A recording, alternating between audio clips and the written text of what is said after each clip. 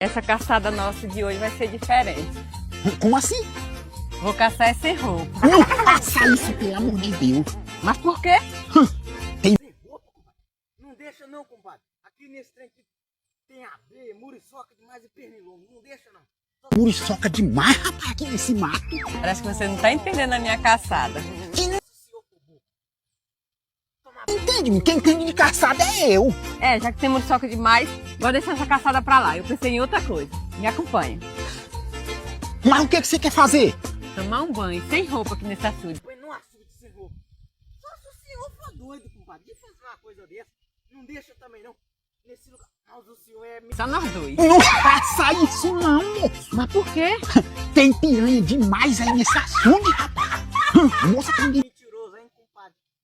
Mas você tá certo. Você é doido. Esse tá ruim demais, compadre. E hoje a caçada hoje vai ser diferente. Dica que tem onça demais. Será que nós vamos achar alguma?